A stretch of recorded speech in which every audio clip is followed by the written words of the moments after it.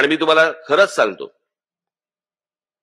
निवडून येण्याची कॅपॅसिटी असलेले, तयारी असलेले अशा लोकांनाच तिकीट दिली जातील. तिकीट मिळालं की मी पैसे काढायला मोकळा असल्या कोणालाही तिकीट दिलं जाणार नाही.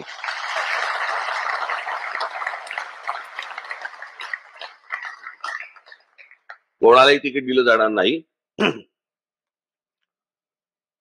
तुम्ही जे बोलाल, तुम्ही जे सांगाल, जे आपले जिल्हाध्यक्ष, तालुकाध्यक्ष, आज अनेक लोक येऊ शकले नाहीत पावसामुळे,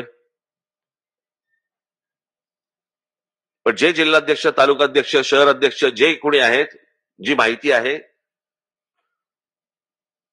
ती नीट प्रामाणिकपणे द्या. कारण तुम्ही दिलेली माहिती देखील चेक केली जाणार.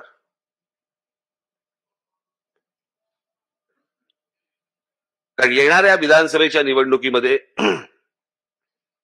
मला महाराष्ट्र नवनिर्माण सेनेचे आपले सर्व पदाधिकारी, आपले लोक मला सत्तेत काही करून बसवायचे, काही करून.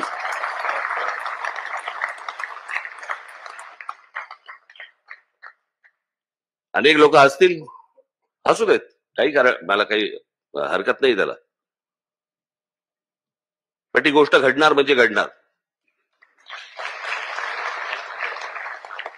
सगळेच जण आम्ही त्या तयारीने लागलेलो आहोत. तुमच्यापर्यंत ही सगळी लोक येतील आणि मग त्याच्यानंतर युती होईल का, आपल्याला कोणत्या जागा मिळतील, असला कोणताही विचार मनामध्ये आणू नका. जवळपास 250 ते 250 जागा आपण लढवणार आहोत.